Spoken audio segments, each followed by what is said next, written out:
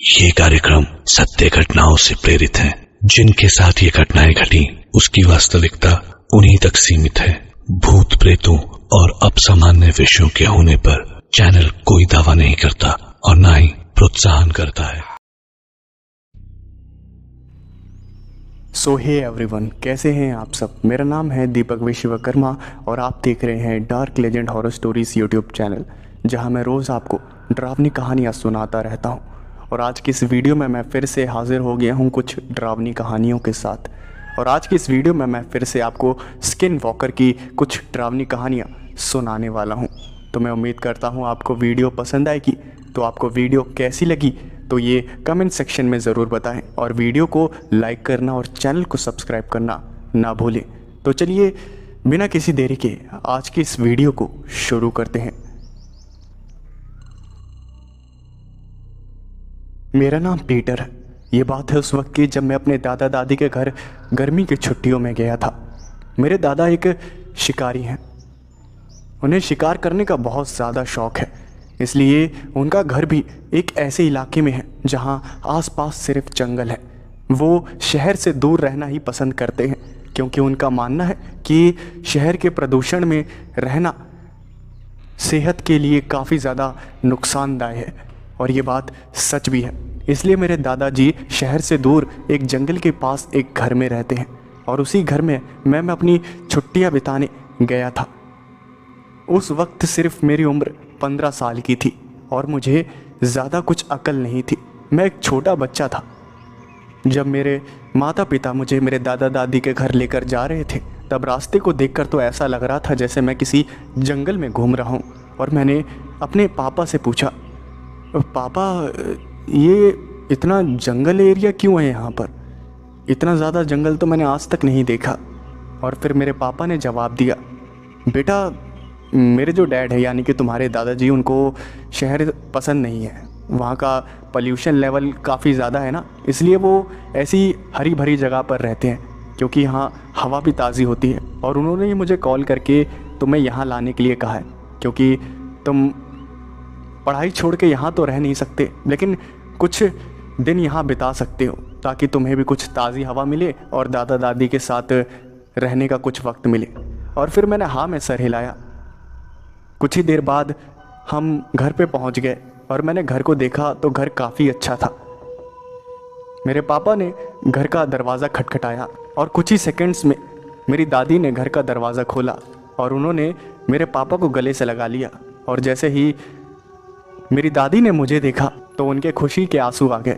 उन्होंने मुझे गले से लगाया और मुझसे कहा, कैसे हो बेटा?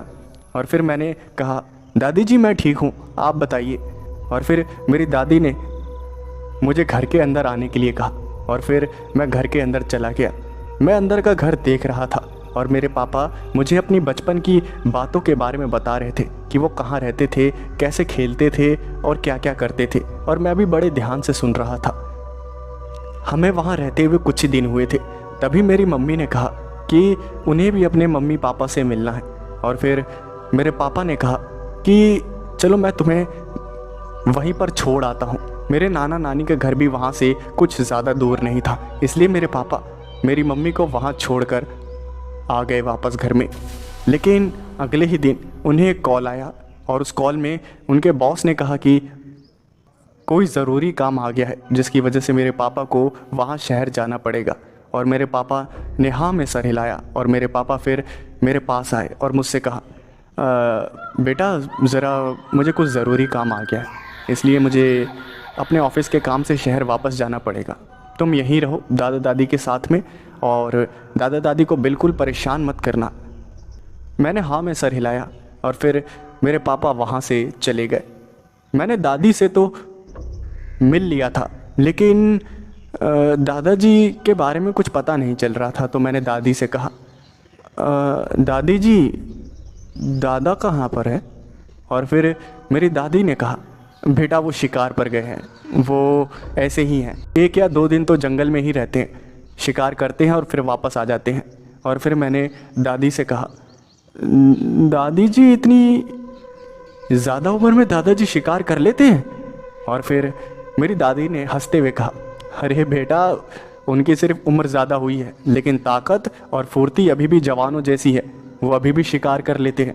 और मैंने जब ये बात सुनी तो मैं अपने दादाजी से काफ़ी ज़्यादा इम्प्रेस हुआ। और फिर तभी अचानक से घर का दरवाज़ा किसी ने खटखटाया।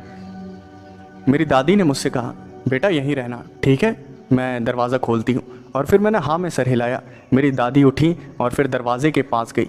दरवाज़ा उन्होंने खोला तो उन्होंने मुझसे कहा, अरे बेटा ये देखो आ गए तुम्हारे दादाजी। और जैसे ही मैंने ये बात सुनी तो मैं दौड़ता हुआ दरवाजे के पास गया तो मैंने देखा मेरे दादाजी हाथ में एक बंदूक लिए थे और उन्होंने मुझे देखते हुए कहा, अरे मेरा लाडला पोता, ये रहा मेरा शेर, यही करेगा मेरे ख़ानदान का नाम रोशन। और उन्होंने बंदूक को साइड में रख दिया और मेरे पास आकर मुझे प्यार करने लगे। मैंने अपने दादाजी से कहा, दादाजी आप तो शिकार करने गए थे ना, शिकार नहीं किया आपने? और फिर मेरे दादाजी ने कहा, वो मैंने कर लिया है। और फिर उन्होंने मेरी दादी से कहा, ज़रा सुनो, वहाँ बाहर शिकार रखा हुआ है, जाओ उसे ले लो। मेरी दादी बाहर गई और उन्होंने उस शिकार को ले लिया। मैंने अपने दादाजी से पूछा, दादाजी आपने बहुत सारे जानवरों का शिकार किया होगा ना, कभी आपने शेर का सामना किया है? और फिर मेरे दादाजी ने कहा, हाँ बेटा मैंने एक बार किया था। और फिर उन्होंने मुझे अपने जवानी के किस्से सुनाना शुरू करे। उन्होंने मुझे कई सारे किस्से सुनाए और सुनाते सुनाते रात हो गई। रात में उन्होंने मुझसे कहा, बेटा अब बहुत रात हो गई है, तो चलो अब खाना खा लेते हैं और फिर सो जाते हैं, सुबह मैं तुम्हें घुमाने लेकर जाऊंगा। और फिर मैं काफ़ी ज़्यादा खुश हो गया, मैं काफ़ी ज़्यादा एक्साइटेड था अपने दादाजी के साथ घूमने के लिए। मैंने हाँ में सर हिलाया और फिर खाना खा के सो गया। जब मैं खाना खा के सो गया तो कुछ ही घंटों बाद तकरीबन रात के 12 बजे मुझे प्यास लगी। जब मैं उठा तब मैंने देखा घड़ी में 12 ही बजे थे। मैं उठा और फिर किचन की तरफ बढ़ा। हमारे किचन में एक खिड़की भी थी। घर के बाहर बहुत अच्छी हवा चल रही थी, जिसकी वजह से मैंने सोचा चलो बाहर की हवा थोड़ी खा लेता हूँ। पहले मैंने फ्रिज खोला और फ्रिज में से पानी की बोतल निकाली और पानी पीकर बोतल को वापस रखा और फिर उस खिड़की के बाहर देखने लगा। और जैसे ही मैं खिड़की के बाहर देख रहा था, मैंने देखा कि मेरे दादाजी घर के बाहर खड़े थे और उन्हें देखकर मैं काफ़ी ज़्यादा सोच में पड़ गया कि आखिर मेरे दादाजी इतनी रात को घर के बाहर क्या कर रहे हैं। मैंने दादाजी को हाथ से इशारा करते हुए पूछा, आप वहाँ क्या कर रहे हैं? और फिर मेरे दादाजी ने मुझे इशारा करते हुए अपने पास बुलाया और फिर मुझे लगा कि शायद कोई काम होगा, इसलिए मेरे दादाजी मुझे बुला रहे हैं। मैं घर के बाहर चला गया और मेरे दादाजी ने मुझे हाथों से इशारा करते हुए अपना पीछा करने के लिए कहा। मेरे दादाजी आगे आगे चलने लगे और मैं भी उनका पीछा करने लगा। वो मुझे देख देख के मुस्कुरा रहे थे और उनको देखकर मैं हंस रहा था। मुझे कुछ भी समझ नहीं आ रहा था कि इतनी रात को मेरे दादाजी मुझे कहाँ लेकर जा रहे हैं। मैंने अपने दादाजी से कई बार पूछा, दादाजी आप मुझे कहाँ लेकर जा रहे हैं? लेकिन मेरे दादाजी ने कोई जवाब नहीं दिया, बदले में सिर्फ एक ही इशारा किया, मेरा पीछा करो, मेरा पीछा करो। और मैं उनका पीछा करता रहा। काफ़ी देर तक मैं उनका पीछा करता रहा और मुझे वो एक जंगल के अंदर ले गए जहाँ सिर्फ अंधेरा था और वो अंधेरे में चलते रहे। तभी अचानक से मैंने देखा कि वो अंधेरे में कहीं गायब से हो गए। मैं इतना ज़्यादा घबरा गया कि आसपास आवाज़ लगाने लगा, दादाजी दादाजी। और फिर तभी अचानक से मुझे एक अंधेरे कोने से एक आवाज़ आई और ये आवाज़ सुन के मैं काफ़ी ज़्यादा घबरा गया। तभी मैंने देखा कि एक पतला सा जीव मेरे सामने आ गया और उसने मुझे देखकर घूरना शुरू कर दिया। वो इतना ज़्यादा डरावना और भयानक था कि मैंने अपने कदमों को पीछे लेना शुरू कर दिया और वो भी धीरे धीरे मेरी तरफ कदम बढ़ाए जा रहा था। उसके मुंह से खून निकल रहा था, जिसको देखकर मैं समझ गया था कि ये कोई आदमखोर है, ये मुझे खाने वाला है। इसलिए मैं वहाँ से भागा, लेकिन मेरा पैर वहाँ एक पत्थर में जाके फंस गया और मैं काफ़ी ज़ोर से गिरा, जिसकी वजह से मेरे घुटने में चोट लग गई और मैं वहाँ चीख पड़ा। उस जीव ने, जो भी था वो पतला सा दिखने वाला, उसने मेरे ऊपर चिल्लाते हुए हमला किया। तभी मुझे वहाँ एक गन शॉट की आवाज़ आई और वो पूरे जंगल में गूंज उठी और वो आवाज़ सुनकर वो अजीब सा दिखने वाला जीव वहाँ से भाग गया। जैसे ही मैंने पीछे मुड़कर देखा तो मैंने देखा कि मेरे दादाजी बंदूक लेकर वहाँ भागते हुए आए और उन्होंने मुझे वहाँ जंगल में गिरा हुआ देखा और उन्होंने मुझसे कहा, बेटा तुम यहाँ क्या कर रहे हो, तुम इतनी रात को इस जंगल में। और फिर मैंने अपने दादाजी से बताया, दादाजी आपने ही तो मुझे बाहर बुलाया था। और फिर मेरे दादाजी ने कहा, अरे पागल हो गए हो क्या बेटा, मैंने तुम्हें कब बुलाया, तुम्हें कुछ हुआ तो नहीं, और ये चोट कैसे लग गई। फिर मैंने उन्हें सारी बातें बताई और फिर मेरे दादाजी ने कहा, बेटा आज के बाद से अपना पूरा ध्यान रखना, ठीक है। ये जंगल जितना दिन में खूबसूरत है उतना रात में अजीब भी है। मैं तुम्हें बताना भूल गया कि यहाँ छलावा होता रहता है, अगर तुम्हारी भाषा में कहा जाए तो पैरानॉर्मल एक्टिविटी, तो यहाँ से थोड़ा सावधान रहना। और फिर अगली सुबह मैंने अपनी दादी जी से पूछा, दादी मैंने एक पतला सा जीव देखा था। और फिर उन्होंने मुझसे कहा, हाँ पता है मुझे, तुम्हारे दादाजी ने बताया। और फिर मैंने अपनी दादी जी से पूछा, दादी वो क्या था जिसे मैंने देखा था। और फिर मेरी दादी ने बताया, बेटा वो एक तरह का शैतान होता है जिसको स्किन वॉकर कहते हैं। वो रात के वक्त लोगों को अपने जाल में फंसाता है, रूप बदल सकता है, वो शेप शिफ्टर होता है, समझे।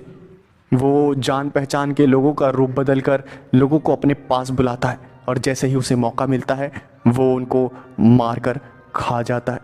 और जैसे ही मैंने ये बात सुनी तो मेरी रूह कांप गई और तभी मेरे दादाजी आ गए। और फिर मेरे दादाजी ने चिल्लाते हुए कहा, अरे पागल हो क्या तुम, छोटे बच्चे को क्या बता रही हो, हाँ तुम्हें सिर्फ समझाना चाहिए कि रात के वक्त यहाँ से बाहर नहीं निकलना, तुम तो उसे डरा रही हो।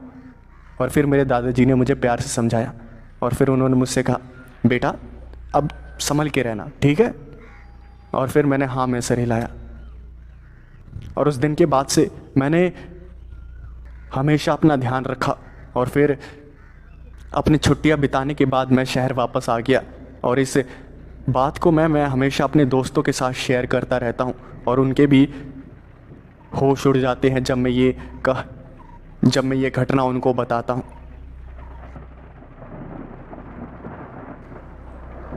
मेरा नाम एल्बर्ट है, मैं एक सिक्योरिटी एजेंसी में काम करता हूं। मेरी ड्यूटी कई जगह लगती रहती है। ऐसे ही एक रात मेरी ड्यूटी एक कंस्ट्रक्शन साइट पर लगी थी। वो एक बहुत बड़ी बिल्डिंग बन रही थी जहां कई सारे लोग काम कर रहे थे। दिन के वक्त उस बिल्डिंग पे कई सारे लोग होते थे, कई सारी लेबर्स होती थी जो कि उस बिल्डिंग को बना रही होती थी। और रात के वक्त उस बिल्डिंग की रखवाली करने के लिए मुझे चुना गया था। मैं रात के वक्त वहीं ड्यूटी कर रहा था। वहाँ एक कुर्सी पर बैठा हुआ एक 100 वाट के बल्ब के नीचे मैं अपने फ़ोन खुद चला रहा था। तभी मुझे ऊपर वाले फ्लोर से कुछ आवाज़ आई, जैसे ऊपर कोई काम कर रहा हो। और उस आवाज़ को सुन के मुझे काफ़ी ज़्यादा अजीब लगा क्योंकि पूरी बिल्डिंग से लेबर जा चुकी थी, किसी की नाइट ड्यूटी भी नहीं लगी थी किसी लेबर की, तो आखिर ये आवाज़ कहाँ से आ रही थी। मैंने अपने फ़ोन को जेब में रखा और जो सिक्योरिटी के लिए मेरे पास एक डंडा था उसे लेकर ऊपर गया। ऊपर जैसे ही मैंने देखा कि एक अंधेरे कमरे में एक आदमी काम कर रहा था। मैंने उस आदमी से पूछा, अरे तुमने छुट्टी नहीं की, काम करे जा रहे हो? उसने कोई जवाब नहीं दिया। और फिर मैंने उस लेबर से पूछा, अरे तुम किसकी तरफ से हो, नाइट ड्यूटी है क्या तुम्हारी, जवाब तो दो। लेकिन फिर से उसने मुझे कोई जवाब नहीं दिया। मुझे लगा शायद वो अपने काम में बिजी है, इसलिए मैंने सोचा कि चलो छोड़ो, अपना काम ही तो कर रहा है, मुझे क्या लेना देना। और फिर मैं वापस नीचे आ गया। मुझे भूख लग रही थी और फिर मैंने सोचा कि क्यों ना चलो कुछ खाना मंगाया जाए। मैंने इसलिए ऑनलाइन खाना मंगवा लिया। मुझे कुछ समझ नहीं आ रहा था इसलिए मैंने चिकन मंगवा लिया। और जैसे ही मैंने चिकन ऑर्डर किया तो कुछ ही देर में वो डिलीवरी बॉय मेरा पार्सल लेकर आ गया और मैंने उस पार्सल को रख दिया। मैं उसको खाने जा ही रहा था, तभी मुझे ऊपर से कुछ गिरने की आवाज़ सुनाई दी। मुझे लगा शायद वो आदमी काम करते हुए गिर गया है, इसलिए मैं भागता हुआ ऊपर की ओर गया। तो मैंने देखा कि वहाँ एक सीढ़ी गिरी हुई थी, लेकिन वहाँ जो आदमी काम कर रहा था वो वहाँ पर नहीं था। और फिर मुझे लगा कि शायद वो किसी और फ्लोर पर चला गया होगा, इसलिए मैं वापस नीचे आ गया। लेकिन जैसे ही मैं नीचे आया मुझे फिर से एक आवाज़ सुनाई दी, जैसे कोई भारी सामान गिरा हो। मैं वापस ऊपर भागता हुआ गया तो मैंने देखा कि ऊपर कोई भी नहीं था। तो ये भारी सामान आखिर गिर कहाँ रहा था, मुझे कुछ भी समझ नहीं आ रहा था। मुझे लगा कि शायद पूरी बिल्डिंग में एक बार प्रॉपर तरीके से चेक करना ही सही रहेगा, इसलिए मैंने ऊपर से लेकर नीचे तक सारे फ्लोरों पर चेक किया, लेकिन मुझे कोई भी अजीब चीज़ नहीं दिखी। और वापस से जैसे ही मैं ग्राउंड फ्लोर पर पहुंचा, तभी अचानक से मुझे एक आवाज़ आई धड़ाम से, और मुझे लगा कि शायद कोई चोर वगैरह घुस गया है जो कि ये सारे सामान गिरा रहा है।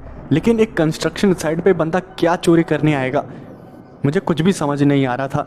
और फिर मैंने वापस से सारे फ्लोरों पर चेक किया तो मैंने देखा कि वही आदमी एक फ्लोर के अंधेरे कोने में काम करे जा रहा था। और उस आदमी को देखते हुए मैंने कहा, अरे भाई तुम काम कर रहे हो या क्या कर रहे हो? कभी कुछ गिर रहा है, कभी कुछ गिर रहा है। हाँ, आराम से काम करो ना अगर काम कर रहे हो तो। और मुझे समझ नहीं आ रहा कि इतनी रात को तुम्हें काम करने के लिए बोला किसने। उसने मेरी बात का कोई जवाब नहीं दिया और फिर मेरे को काफ़ी गुस्सा आने लगा कि आखिर मैं इतना बोले जा रहा हूँ लेकिन इसे कोई जवाब देना ही नहीं है। मैं उस आदमी के पास गया, ऐसे ही मैंने उसके कंधे पे हाथ रखा तो जो मैंने देखा उसे देखकर मेरे पसीने छूट गए। मेरा हाथ उसके आदमी के कंधे के आर पार हो गया जैसे वो कोई हवा हो। उस आदमी ने मुझे पीछे मुड़कर देखा। उस आदमी के पूरे चेहरे पे खून ही खून लगा हुआ था और उसने मुझे घूरते हुए देखा और वहाँ से गायब हो गया। तभी मुझे ग्राउंड फ्लोर से कुछ आवाज़ें आई और फिर मैं भागता हुआ ग्राउंड फ्लोर की तरफ गया और मैंने देखा कि एक पतला सा दिखने वाला जीव ग्राउंड फ्लोर पर था। उसकी हाइट तो काफ़ी ज़्यादा थी लेकिन वो काफ़ी ज़्यादा पतला था। देखने से तो वो इंसान था ही नहीं, ये बात कन्फर्म थी। और जैसे ही मैंने उसे देखा, मैंने देखा कि जो मैंने चिकन मंगाया था वो राक्षस उसी को खा रहा था। उसकी नज़र मेरी तरफ नहीं पड़ी थी, इसलिए मैंने छुपना ही ठीक समझा और उसे चिकन खाता हुआ देखता रहा। मैं ऊपर वाले से दुआ कर रहा था कि वो मुझे ना देख ले, क्योंकि मुझे पता था अगर उसने मुझे देख लिया तो वो चिकन के बाद सीधा मुझे ही खाएगा। और जैसे ही चिकन ख़त्म हुआ वो वहाँ से इधर उधर की चीज़ें सूंघने लगा और सूंघते सूंघते वहाँ से भाग गया। और वो इतना ज़्यादा फुर्तीला था कि पूछो ही मत, वो कब वहाँ से भाग गया मुझे कुछ भी पता नहीं चला। ये मेरी पूरी ज़िंदगी की सबसे भयानक रात थी जब मैंने ऐसी अजीब चीज़ों को महसूस किया था। सुबह सुबह वहाँ पुलिस आई और कंस्ट्रक्शन साइट पर आकर उसने मुझे अपने पास बुलाया और फिर मैं उनके पास गया। मैंने उनसे कहा, जी साहब बोलिए। और फिर उन पुलिस वालों ने मुझसे कहा, यहाँ कोई लेबर काम कर रहा था, उसकी डेथ हो गई है, तो मुझे उसके बारे में कुछ इंक्वायरी करनी है। मुझे इस बारे में कुछ भी नहीं पता था। तो फिर मैंने उन पुलिस वालों से पूछा, सर जी मुझे तो इस बारे में कुछ भी नहीं पता, आपको तो ये सारी बातें ठेकेदार ही बताएगा। और फिर उस पुलिस वाले ने मुझे एक फ़ोटो दिखाते हुए कहा, अरे इस आदमी की डेथ हो गई है यार, कुछ तो पता होगा तुम्हें।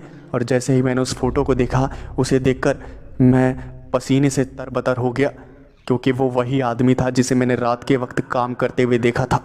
और मेरे पैरों तले ज़मीन खिसक गई। मैंने सोच लिया कि अब तो रात के वक्त यहाँ काम करना ही नहीं है।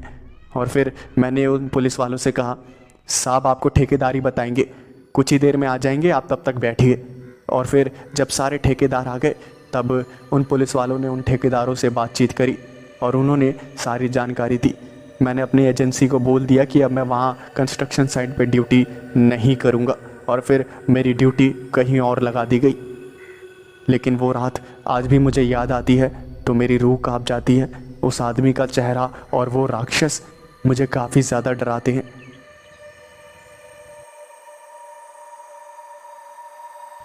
मेरा नाम अलेक्जेंडर है। मैं शहर काम की तलाश में आया था, लेकिन मैंने काफ़ी इंटरव्यू दिए लेकिन कोई जॉब नहीं मिल पाई। मैं काफ़ी ज़्यादा परेशान था।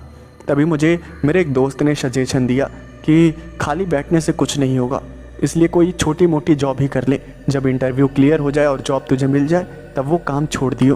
तब फिर मैंने अपने दोस्त से पूछा कि आखिर कौन सी जॉब सही रहेगी, तो उसने मुझे डिलीवरी बॉय की जॉब को करने के लिए कहा और मैं भी मान गया क्योंकि पैसों की बहुत तंगी थी, इसलिए मैं डिलीवरी बॉय की जॉब करने के लिए भी रेडी हो गया। एक कंपनी में मुझे डिलीवरी बॉय की जॉब मिल गई। उस जॉब में सैलरी तो कम थी लेकिन गुजारा हो जाता था। जब तक इंटरव्यू कहीं पर क्लियर नहीं हो जाता था तब तक मुझे वही जॉब करनी थी। उस डिलीवरी बॉय की जॉब में मुझे फूड पार्सल को डिलीवर करना होता था। कभी दिन में शिफ्ट लगती थी मेरी, कभी रात में, कोई हिसाब नहीं होता था और मजबूरी में मुझे वो काम करना पड़ रहा था। एक रात मेरी रात में शिफ्ट लगी थी और मुझे खाने के ऑर्डर्स आ गए थे। मुझे एड्रेस बताया गया, मैंने कई एड्रेस पे खाने को डिलीवर कर दिया, लेकिन एक एड्रेस था जिसने मुझे परेशान करके रख दिया। उस एड्रेस को ढूंढते ढूंढते मैं काफ़ी भटकता रहा और जब मैं उस एड्रेस के पास पहुंचा तब मैंने वहां का नज़ारा देखा तो वहां सिर्फ जंगल ही जंगल था और फिर मुझे लेट हो रहा था। डिलीवरी अगर लेट होती तो फिर फीडबैक में मुझे कम स्टार मिलते, जिसकी वजह से शायद कंपनी वालों की तरफ से मुझे सुना दिया जाता। इसलिए मुझे जैसे तैसे जल्दी जल्दी अपना काम ख़त्म करना था और फिर मैं उस एड्रेस की तरफ चल पड़ा। जंगल इलाके को पार करता हुआ मैं उस घर की तरफ पहुंचा। मैंने देखा कि वो घर एकदम सुनसान इलाके में था। वो इलाका पूरा वीरान पड़ा हुआ था। उस इलाके को देखकर मैं काफ़ी ज़्यादा घबरा रहा था। मैं जैसे तैसे उस घर के पास गया और मैंने घर का दरवाज़ा खटखटाया। अंदर से एक बूढ़े आदमी ने दरवाज़ा खोला और उसने मुझसे कहा, बड़ी देर कर दी, लेकिन कोई बात नहीं, लाओ पार्सल लाओ। मैंने उस आदमी को पार्सल पकड़ाया और उसने मुझे पैसे दे दिए और उसने मुझसे जाते हुए एक बात कही, ध्यान से जाना, काफ़ी रात हो गई है, वो घूम रहा होगा।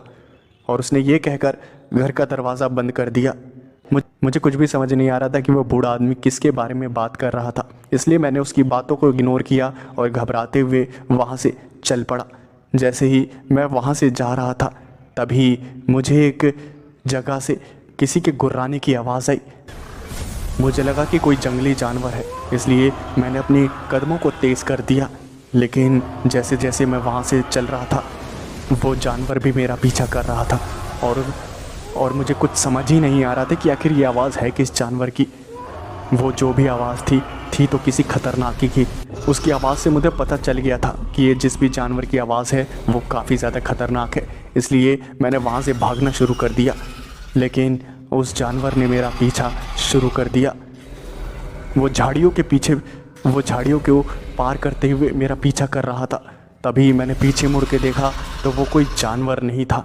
उसके इंसानों की तरह हाथ पैर थे, लेकिन बहुत ही ज़्यादा पतले, और उसकी भी 2 आँखें और एक मुंह था, एक नाक थी, लेकिन उसके मुंह से खून निकल रहा था और उसकी आँखों में काली पुतलियाँ नहीं थी। वो दिखने में काफ़ी ज़्यादा पतला था और इतना ज़्यादा भयानक कि मैंने अपनी पूरी जी जान लगा दी वहाँ से भागने के लिए। मुझे समझ आ गया था कि वो बूढ़ा आदमी किससे बचने की बातें कर रहा था और जैसे तैसे मैं वहाँ से भाग निकला और सीधा मेन रोड पर जाके रुका जहाँ पर ढेर सारी गाड़ियाँ चल रही थी। और फिर मैंने उस जंगल से उसी जानवर के चिल्लाने की आवाज़ आई, लेकिन वो वहाँ से बाहर नहीं निकला क्योंकि उसे बाहरी इलाके से डर लगता था। वहाँ कई सारी गाड़ियाँ चल रही थी जिसकी वजह से मैं बच गया और मैंने ऊपर वाले को शुक्रिया कहा कि मैं उस जीव से, उस राक्षस से बच पाया, वरना वो मेरी ज़िंदगी का आखिरी दिन बन जाता। मेरा नाम जॉन है, मैं एक ट्रक ड्राइवर हूँ। कई दिनों तक मैं ट्रक ही चलाता रहता हूँ क्योंकि मुझे काफ़ी दूर दूर तक ट्रैवल करना होता है। सामानों को इधर से उधर डिलीवर करना होता है, जिसकी वजह से मुझे दिन रात सिर्फ ट्रक ही चलाना पड़ता है और आराम करने का काफ़ी कम वक्त मिलता है।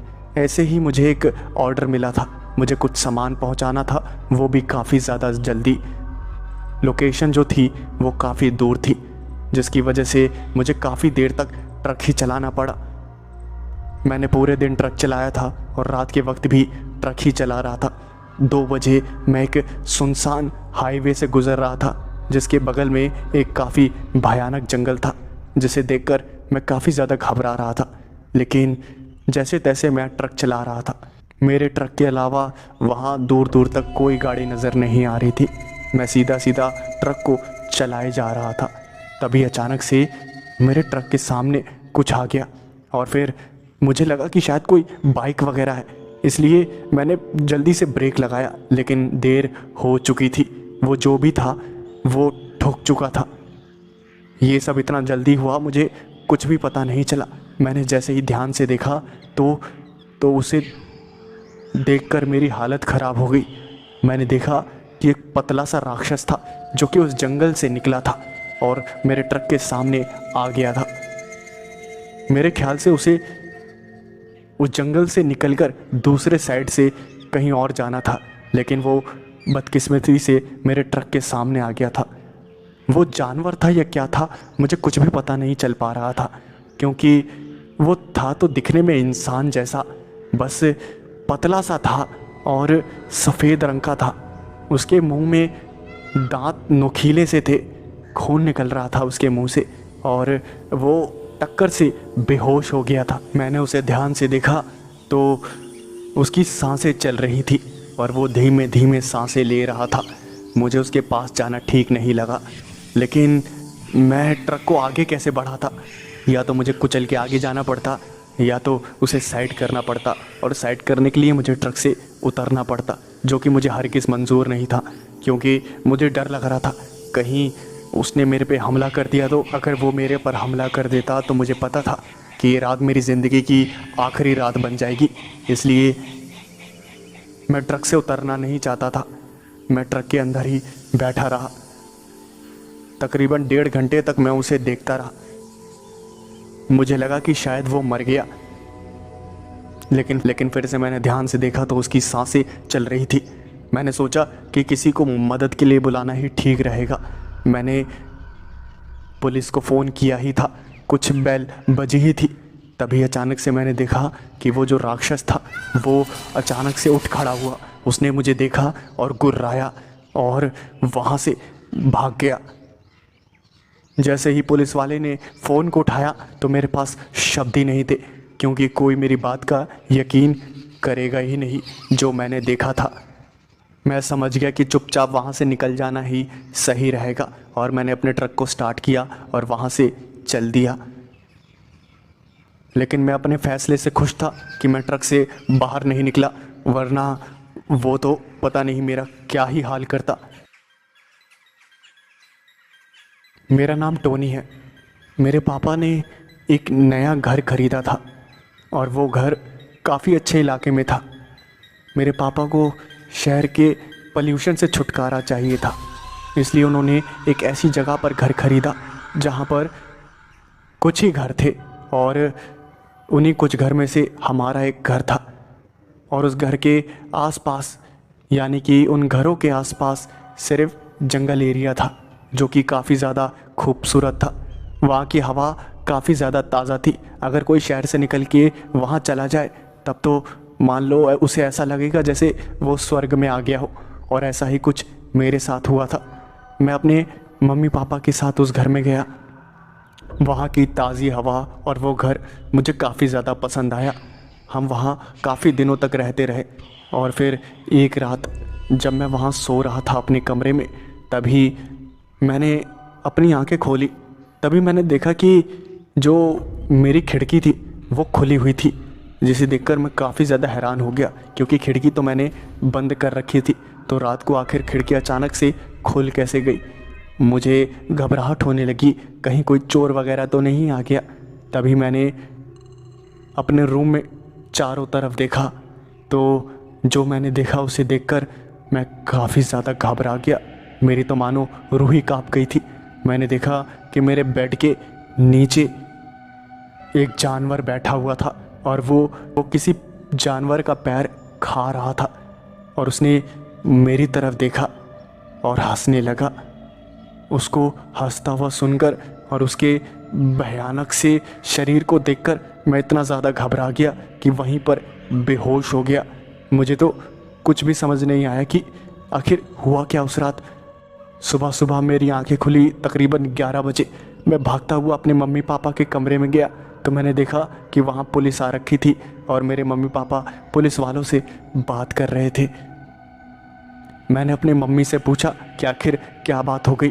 तब मेरी मम्मी ने मुझे चुप रहने के लिए कहा और कहा जाओ अपने कमरे में वापस चले जाओ। और फिर मुझे कुछ भी समझ नहीं आया। मैंने देखा कि पड़ोस वाले घर से स्ट्रेचर पे कुछ लाशें एम्बुलेंस में डालकर लेकर जा रहे थे, जो कि काफ़ी ज़्यादा भयानक मंजर था। और फिर मुझे बाद में पता चला कि वहाँ के घर में रहने वाले लोगों की हत्याएं हो गई हैं, वो भी काफ़ी बुरी तरह से। और हत्यारे का कोई सुराग नहीं मिला है कि वो कहाँ से आया था। मैंने अपने मम्मी पापा को जो मेरे साथ हुआ उस बारे में बताया तो मेरे मम्मी पापा को लगा कि शायद मैंने कोई डरावना सपना देखा है, इसलिए उन्होंने मेरी बातों पे यकीन नहीं किया। लेकिन मेरे को पता था कि जो मैंने देखा है वो एक डरावना सपना नहीं है, बल्कि उसी राक्षस ने, उसी हैवान ने पड़ोस वाले घर में कत्लेआम मचाया है। मैंने अपनी मम्मी पापा के सामने ज़िद पकड़ ली कि हमें उस घर में नहीं रहना, इसलिए मेरे मम्मी पापा वापस से शहर वाले घर में आ गए और मैं भी शहर वाले घर में शिफ्ट हो गया। कुछ ही दिनों बाद टीवी में उस इलाके की न्यूज़ चलने लगी जहां हमारा घर था और फिर पता चला वहां कोई स्किन वॉकर घूम रहा है जो कि रात में लोगों का शिकार कर लेता है। और जब मेरे मम्मी पापा ने न्यूज़ देखी तब उन्हें मेरी बातों पे यकीन हुआ। और आज भी मैं शुक्र मनाता हूँ कि उस रात मैं ज़िंदा बच गया। मेरा नाम जॉर्ज है। ये बात है उस वक्त की जब मैं तकरीबन 12 साल का था। मेरे पापा का ट्रांसफ़र हुआ था और ट्रांसफ़र की वजह से हमें अपना घर छोड़ना पड़ा था और नए घर में शिफ्ट होना पड़ा था। वो नया घर काफ़ी अजीब इलाके में था। वहाँ के लोग भी काफ़ी अजीब थे और वहाँ का माहौल भी काफ़ी अजीब था। मैं वहाँ अपनी फैमिली के साथ आया तो मैंने वहाँ के लोगों का बिहेवियर देखा तो सारे लोग काफ़ी अजीब थे। वहाँ हर जगह सिर्फ पेड़ पौधे थे और जंगली इलाका था। वहाँ का जो विकास होता है वो अच्छी तरह से नहीं हुआ था। कुछ ही दिनों बाद मेरा वहाँ के एक स्कूल में एडमिशन करा दिया गया और जब मैंने उस स्कूल को देखा तो मैं काफ़ी ज़्यादा घबरा गया क्योंकि वो स्कूल एकदम वीरान जगह पर था। वो स्कूल कई सारे पेड़ पौधों वाले इलाकों से घिरा हुआ था और दूर दूर तक सिर्फ वहाँ पर पेड़ और पौधे ही थे, यानी कि आप उसे जंगल भी कह सकते हैं। मुझे वहाँ ढलने के लिए थोड़ा वक्त चाहिए था।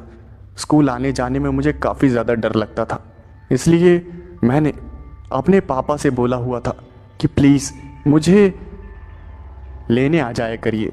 उनका ऑफिस मेरे स्कूल से ज़्यादा दूर नहीं था, इसलिए वो थोड़ा सा टाइम निकाल कर मुझे लेने के लिए आ जाते थे। ऐसे ही कई दिन बीत गए।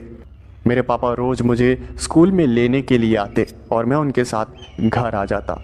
लेकिन एक दिन मेरे पापा नहीं आए। मैं स्कूल के गेट पे काफ़ी देर तक इंतज़ार करता रहा अपने पापा का, लेकिन काफ़ी देर होने के बावजूद भी मेरे पापा नहीं आ रहे थे। मैं काफ़ी ज़्यादा घबरा रहा था कि आखिर मैं क्या करूं। मैंने सोचा कि चलो आज अकेले ही घर चला जाता हूं, अब कोई और रास्ता तो है नहीं। इसलिए मैं घर जा रहा था। घर वाला रास्ता भी जंगल से होकर गुजरता था जो कि काफ़ी ज़्यादा भयानक होता था। सुबह सुबह के वक्त भी वो रास्ता काफ़ी ज़्यादा अजीब और डरावना लगता था। वहाँ कोई इंसान नज़र ही नहीं आता था।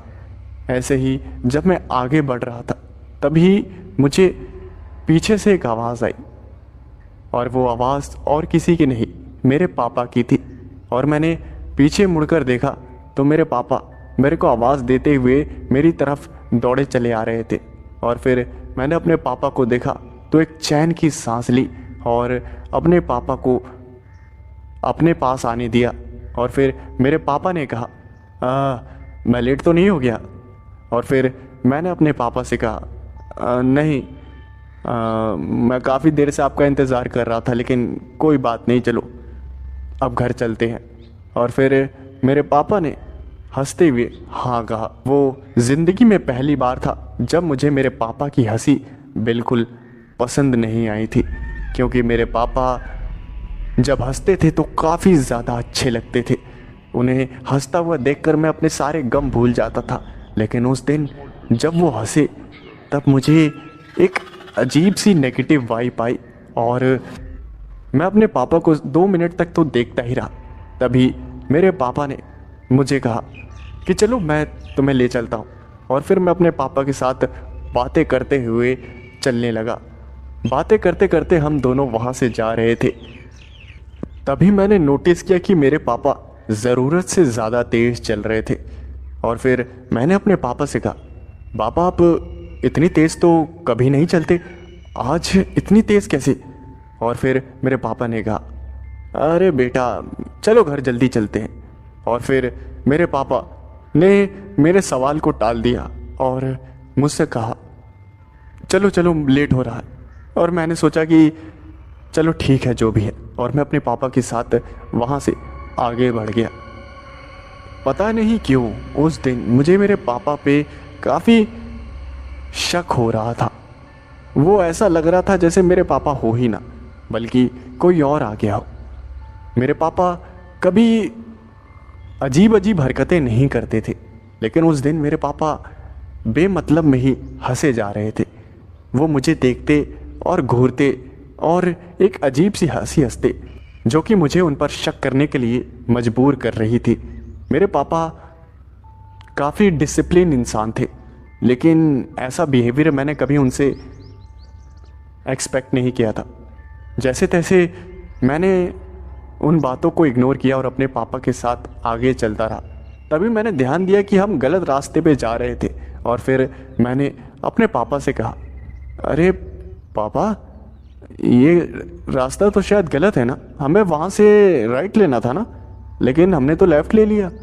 और फिर मेरे पापा ने कहा, अरे ये शॉर्टकट है। और फिर मैंने अपने पापा से कहा, शॉर्टकट? आज से पहले तो मुझे आपने बताया नहीं, पहले बता देते तो मैं लंबे रास्ते से नहीं आता। और फिर मेरे पापा ने कहा, कोई बात नहीं, आज देख लो, आज के बाद से यहीं से आना।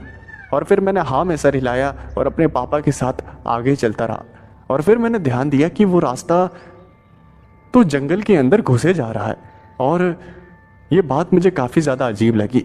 और मैं तो तब घबरा गया जब मेरे पापा मुझे जंगल के अंदर ले जाने लगे, और मेरे पापा कहने लगे, अरे रुक क्यों गए, चलो अभी तो घर पहुंचना बाकी है। और फिर मैंने अपने पापा से कहा, अरे पापा ये जंगल के बीच का रास्ता है, यहाँ से कैसे घर जाएंगे? यहाँ से कोई रास्ता थोड़ी है, ये तो सीधा जंगल के बीच जाता है। और फिर मेरे पापा ने मुझसे कहा कि सीधा मेरी बात मानो, समझे? और अपने पापा की बात को कैसे टाल सकता था मैंने हाँ में सर हिलाया और अपने पापा के पीछे पीछे चलने लगा। काफ़ी देर तक मैं चलता रहा, और मैंने अपने पापा से कहा, अरे पापा कैसा शॉर्टकट है ये तो लंबे रास्ते से भी ज़्यादा टाइम लगा रहा है। और फिर मेरे पापा ने कोई जवाब नहीं दिया। मैंने अपने पापा से फिर पूछा, अरे पापा ये कैसा रास्ता है, ये तो लंबे रास्ते से भी ज़्यादा वक्त लगा रहा है घर पहुंचाने में। और फिर से मेरे पापा ने कोई जवाब नहीं दिया और मुझे घूरते हुए देखने लगे। मेरे पापा ने मुझे कभी गुस्से से नहीं घूरा था, लेकिन उस दिन जब मेरे पापा ने मुझे घूरा तो मैं काफ़ी ज़्यादा घबरा गया, और मेरे पापा ने मुझे घूरते हुए देखा और हंसने लगे। हंसते हंसते उन्होंने कहा,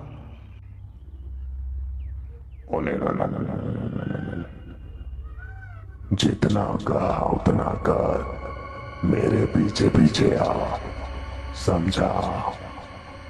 और ये आवाज़ सुन के मैं समझ गया कि ये पक्का मेरे पापा नहीं है। मैं इतना ज़्यादा घबरा गया और डर गया कि मैं बेहोश हो गया। शाम के तकरीबन 7 बजे थे, और 7 बजे मेरे को होश आया। मैंने देखा कि अभी भी मैं उसी जंगल में पड़ा हुआ था, और हर तरफ सिर्फ अंधेरा था। अंधेरे से मैं इतना ज़्यादा डर गया कि मेरी हालत ख़राब हो गई। मैं वहाँ से उठा और भागने लगा। तभी मुझे ऐसा लगा जैसे कोई मेरा पीछा कर रहा था, और जैसे ही मैंने पीछे मुड़कर देखा तो मैंने देखा कि एक पतला सा जीव मेरे पीछे पीछे भाग रहा था और उसकी ज़बान काफ़ी लंबी थी। वो एक पतले पेड़ की तरह था एकदम, और मेरे पीछे भागे जा रहा था। छोटा बच्चा था, कितना भागता भागता भागता थक गया और वहीं पर गिर गया। उसके बाद क्या हुआ मुझे कुछ भी होश नहीं। सुबह जब मेरी आंखें खुली तो मैंने देखा कि एक पुलिस वाले और मेरे माता पिता मेरे सामने खड़े थे, और उन्होंने जैसे ही मुझे देखा उन्होंने मुझे गले से लगा लिया और मुझसे पूछने लगे, अरे कहाँ चला गया था पागल, तेरे को पता है कितना परेशान थे हम। और फिर मैंने कहा मैं तो पापा के साथ घर आ रहा था, और मेरे पापा वहीं पर खड़े थे। और मेरे पापा ने कहा कैसी बात कर रहे हो बेटा, मैं तो तुम्हें कल लेने आया नहीं, मैंने तुम्हारे प्रिंसिपल को कॉल करके बोल दिया था कि मैं तुम्हें लेने नहीं आ पाऊंगा। और जब मैंने ये बात सुनी तो मेरा दिल दहल गया कि आखिर वो कौन था जिसके साथ मैं घर जा रहा था। जैसे तैसे मैंने अपने होश को संभाला और चैन की सांस ली। मेरा कई दिनों तक इलाज चला क्योंकि मुझे सदमा काफ़ी गहरा लगा था। कई महीनों तक मैं हॉस्पिटल में पड़ा रहा और तकरीबन 1 साल मुझे रिकवर होने में लगा। 1 साल बाद मैं ठीक हो पाया, लेकिन आज का वक्त है, मैं उस दिन को आज भी याद करता हूँ और उस जीव की शक्ल को याद करता हूँ तो मेरी रूह कांप जाती है, मेरे रोंगटे खड़े हो जाते हैं, और मैं ऊपर वाले से प्रार्थना करता हूँ कि वैसा डरावना दिन मेरी ज़िंदगी में फिर कभी ना आए।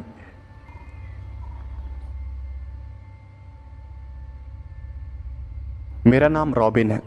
मुझे फ़िशिंग करने का बचपन से ही काफ़ी शौक़ है। मैंने काफ़ी तरह की मछलियाँ पकड़ी है, और मछलियाँ पकड़ने के शौक़ ने ही मुझे एक ऐसी जगह पर जाने के लिए मजबूर कर दिया जो कि काफ़ी ज़्यादा बदनाम थी। मुझे एक मछली पकड़नी थी जो कि काफ़ी ज़्यादा खूबसूरत होती है। मैंने उस मछली के बारे में पता लगाया तो मुझे पता लगा कि वो मेरे शहर के एक जंगल में एक नदी है, वहाँ पाई जाती है। तो मैंने सोचा कि चलो वहाँ पर जाकर उस मछली को पकड़ा जाए। लेकिन मैंने जैसे उस जंगल के बारे में पता लगाया तो मुझे पता चला कि वो जंगल हॉन्टेड है, और हॉन्टेड होने का नाम जैसे ही मैंने सुना तब मेरे मुंह से हंसी छूट गई। मछली पकड़ के वापस आ जाऊंगा। मैंने अपनी गाड़ी निकाली और उस जंगल की तरफ चल पड़ा।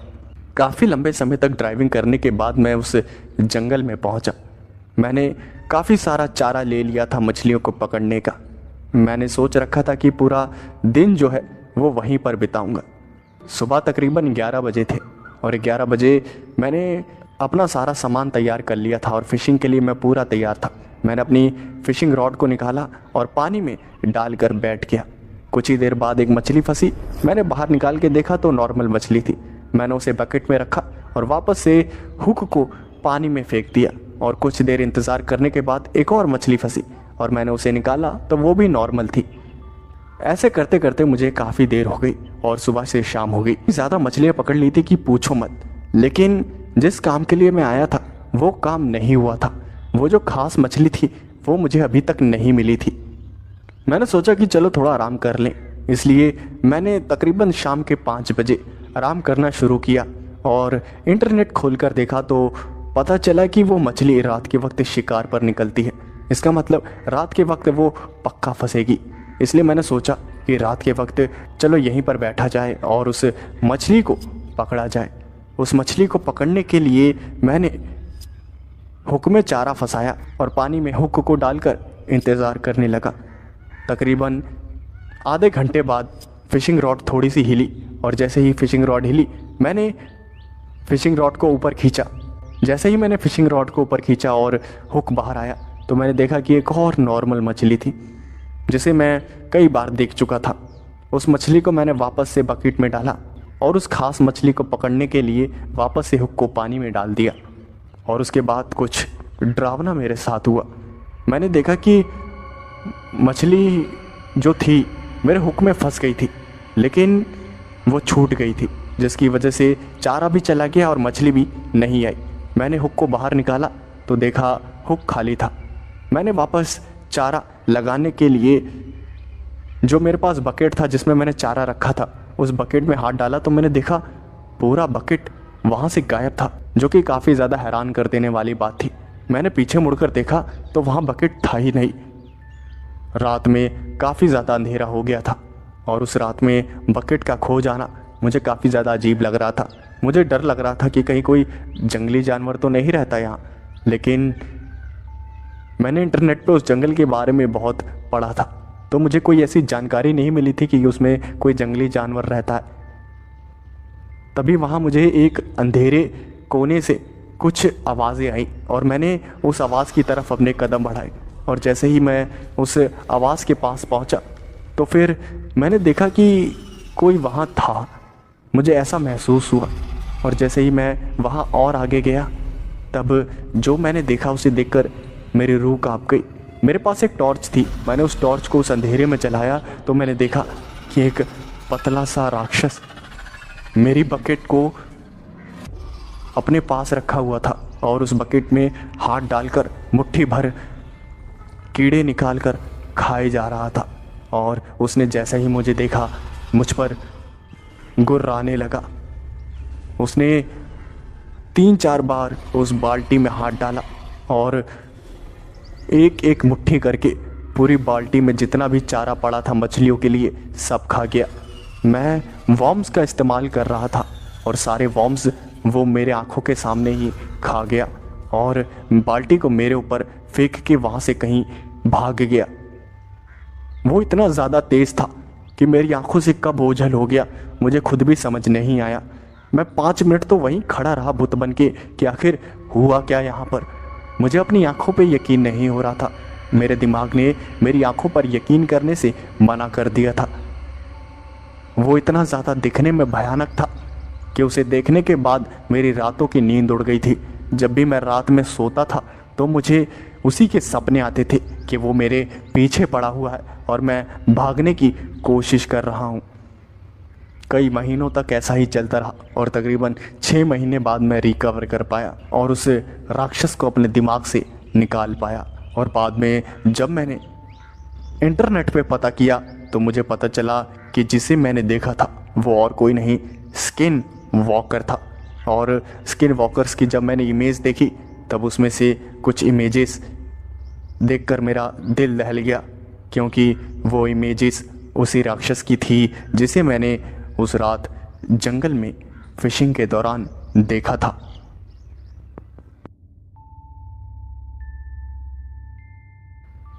मेरा नाम जॉर्डन है। ये बात उस वक्त की है जब मैं महज 10 साल का था। मेरी जो मॉम थी वो काफ़ी पहले गुजर गई थी जब मैं सिर्फ 5 साल का था। इसलिए घर में सिर्फ 2 ही लोग थे, एक मैं और मेरे पापा। जब मैं 10 साल का हुआ तब मुझ में थोड़ी बहुत अकल आ गई थी।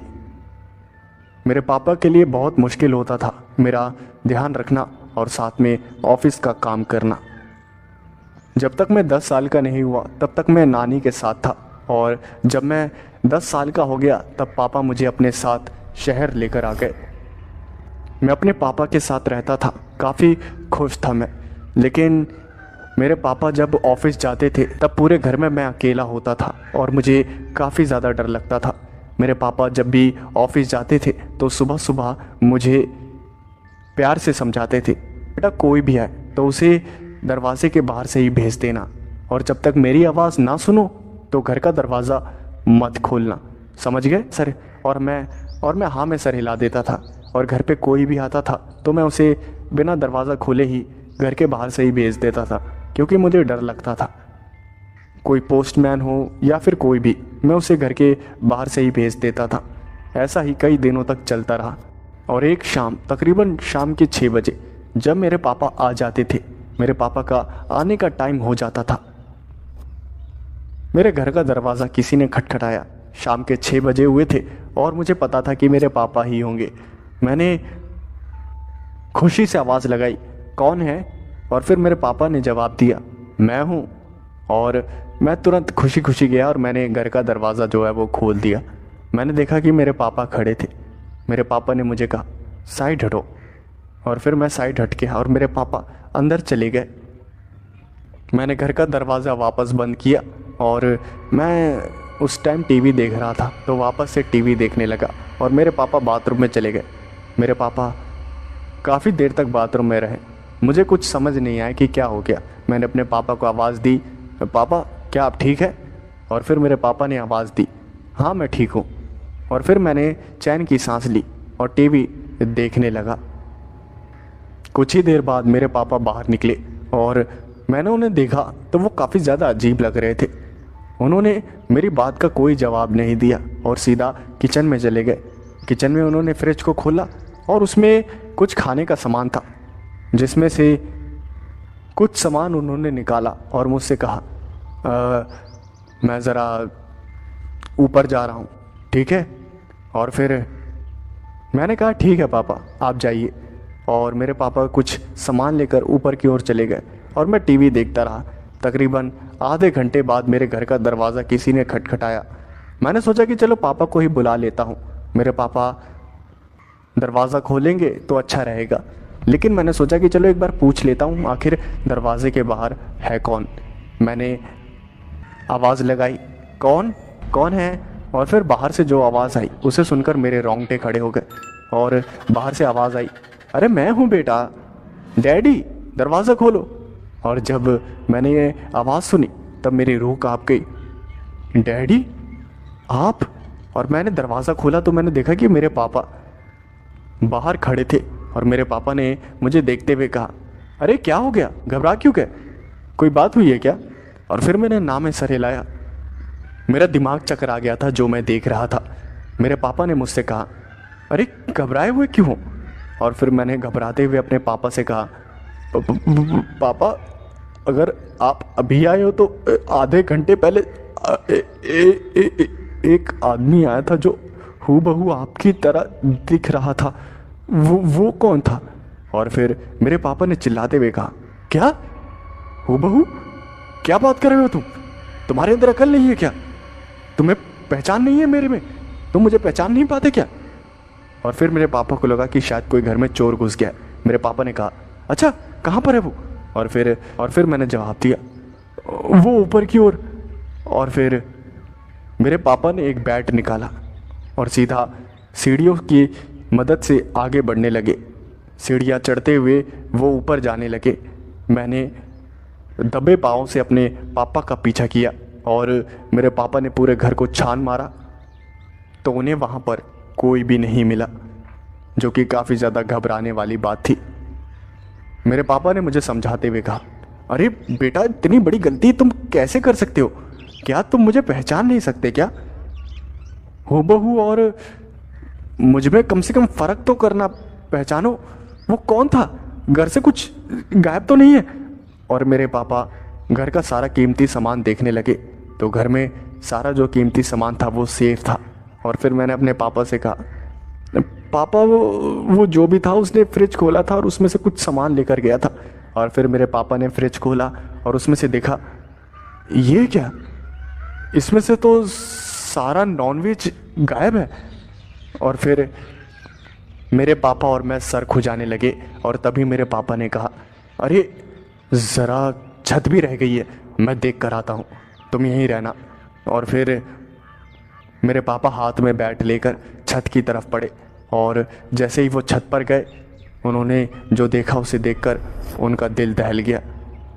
मैंने अपने पापा का वो रिएक्शन देखा तो मैं भी वहाँ पहुँचा तो मैंने देखा कि पूरे छत पर नॉनवेज के टुकड़े पड़े हुए थे। उन्हें जानवर की तरह खाया गया था और इधर उधर टुकड़े बिखरे पड़े थे। हमारी छत पर एक स्टोर रूम है जिसके अंदर हम घर का जो पुराना सामान होता है उसे रखते हैं। उसमें से कुछ आवाज़ आ रही थी। मेरे पापा ने मुझसे कहा, कोई हलचल मत करना, मैं आता हूँ।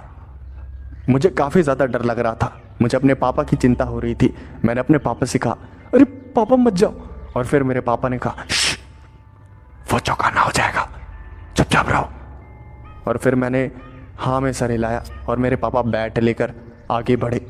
मेरे पापा ने स्टोर रूम के दरवाजे पे जोर से बैट मारा और चिल्लाते हुए कहा, कौन है, बाहर निकल, अगर अपनी जान की सलामती चाहता है तो, वरना आज तेरी जिंदगी का आखिरी दिन होगा। और फिर जैसे ही दरवाज़ा खुला, मैंने और जो पापा ने देखा उसे देखकर हमें अपनी आंखों पे यकीन नहीं हुआ।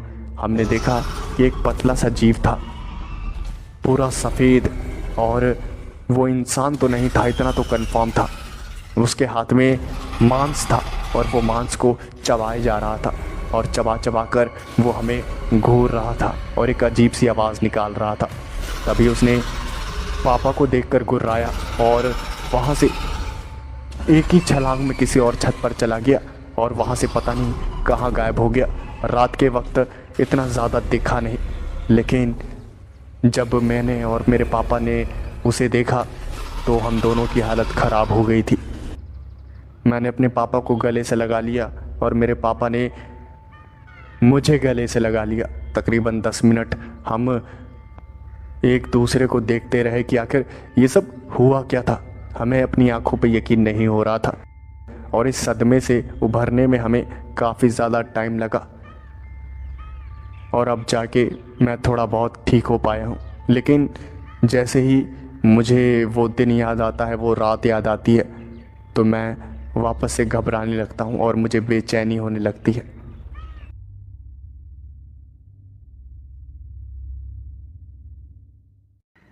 सो हे एवरीवन, कैसे हैं आप सब। मेरा नाम है दीपक विश्वकर्मा और आप अभी तक मुझे सुन रहे थे। तो मैं उम्मीद करता हूँ आपको ये सारी कहानियाँ पसंद आई होगी। तो वीडियो को लाइक करना और चैनल को सब्सक्राइब करना ना भूलें और नीचे कमेंट सेक्शन में एक कमेंट ज़रूर कर दें कि आपको वीडियो कैसी लगी। मैं मिलता हूँ आपसे नेक्स्ट वीडियो में। Thanks for watching.